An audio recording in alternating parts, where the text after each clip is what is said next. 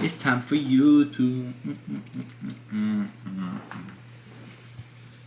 Oh, time to kick back, cut loose, relax.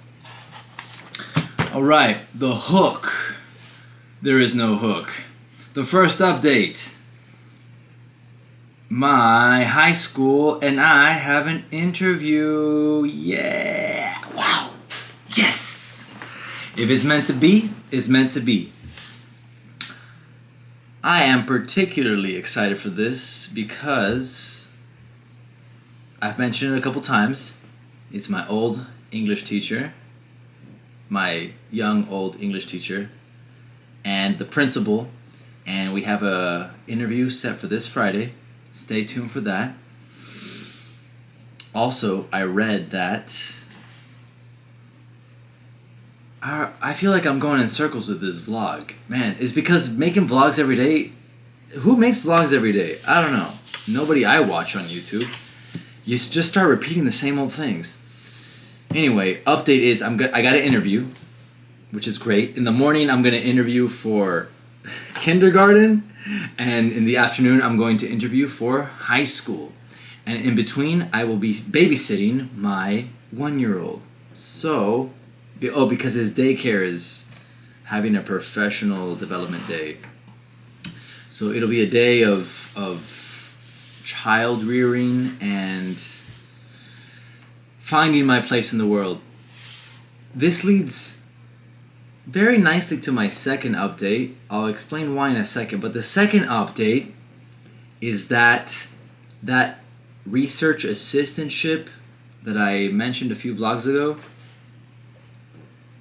I am ineligible because they're only hiring students.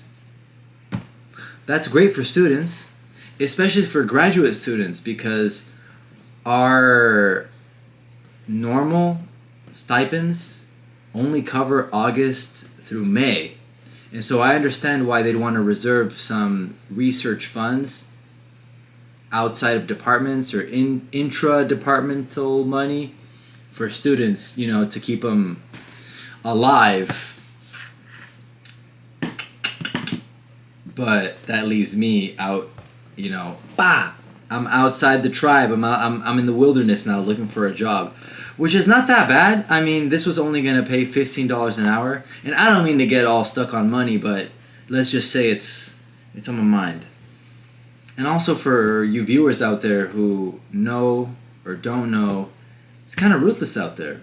So, as I mentioned a few vlogs ago, this RAship would have paid $3,000 for 200 hours of work, and I had calculated working part-time for 10 weeks, which would have implied being paid $15 an hour of working remotely in the pleasure of my own AC. I could have lit an incense as I just did, maybe have a beverage next to me, and plow away at spreadsheets. Very easy work.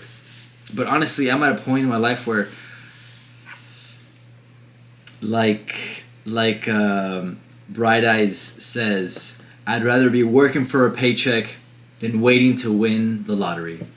And waiting to hear back from universities has been like waiting for a lottery ticket, winning lottery ticket. And it's crazy because, look, I love teaching. I'm gonna be a little discursive in this vlog, so trigger warning for people who are scared by, he's gonna get discursive, switch on to the next video. Take a second, relax, man. We're relaxing.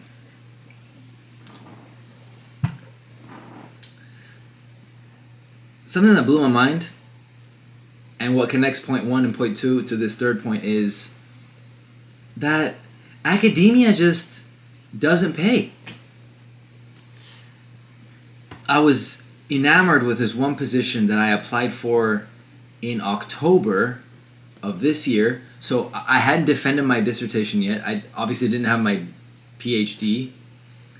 And I was still writing and researching for my dissertation when, lo and behold, I find that Rice University the premier elite university here in the city, had put out a call for a new position in the humanities department.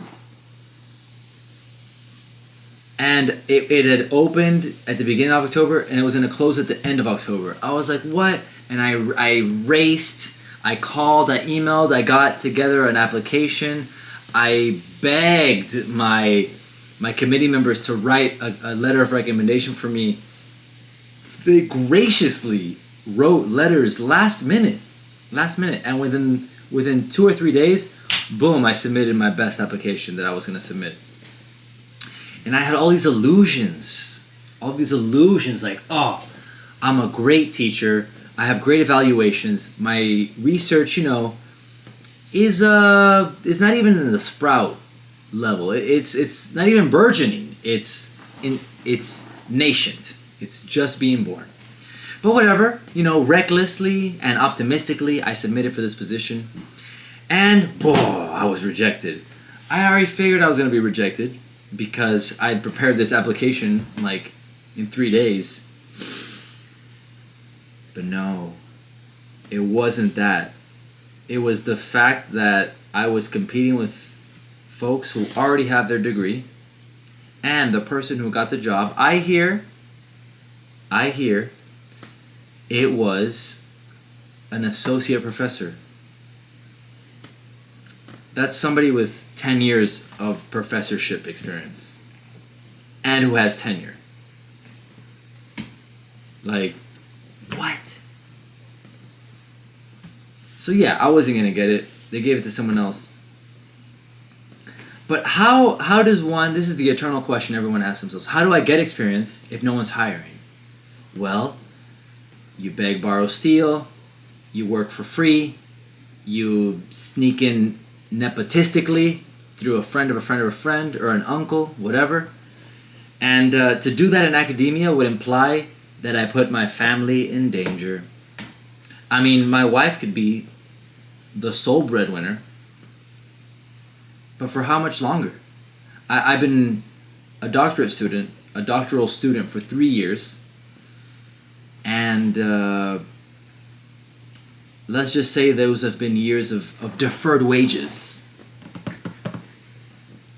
And yeah, if I work at a community college, which is very viable, those positions would pay $62-ish thousand. If I continue at a university, I could work at my current one and teach one class for $4,500, or 2 classes for $9,000. But no, I can't teach more than 2 classes, because then I would be considered a full-time employee, God forbid. So, again, summing up, if I was going to continue in academia, I would have to do like my competitors do. Work to the bone, teaching 5 or 6 classes, and then find other editing and tutoring positions, and then write and research, because that's necessary, and then continue applying to full-time positions. Boo-hoo, boo-hoo, I know. All this work is done with a button-up shirt and AC. I get it. But as I said a few minutes ago, I would almost go work at Pluckers at this point. But I'm not being hired for those things either. I put all my chips on this thing right here. Writing, reading, humanities, philosophy, education, society, giving back, taking, squeezing, and it's led me here. In my hometown, with 2 interviews on Friday, at public school,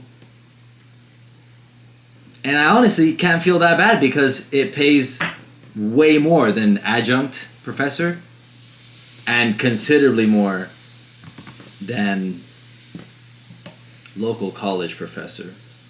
So I don't know. I'm kneeling down every night, honestly. Just trying to remember, look, what's meant to be is meant to be. If I'm in A, I'm in A. If I'm in B, I'm in B. If I'm at Z, I'm at Z. But no matter where I am, there's always a step forward. That's the attitude that has gotten me this far.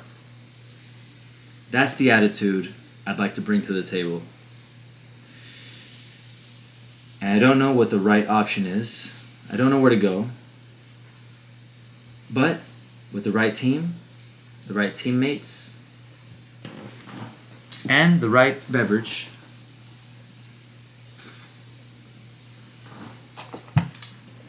all is possible.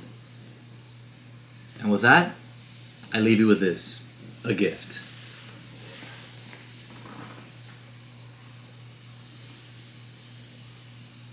I don't have a gift, but I have a conclusion. All will work out. I'm having fun with this YouTube. I got a couple interviews, and I will cut right here before it gets too discursive and too wacky and too yada yada. Peace. Bye-bye.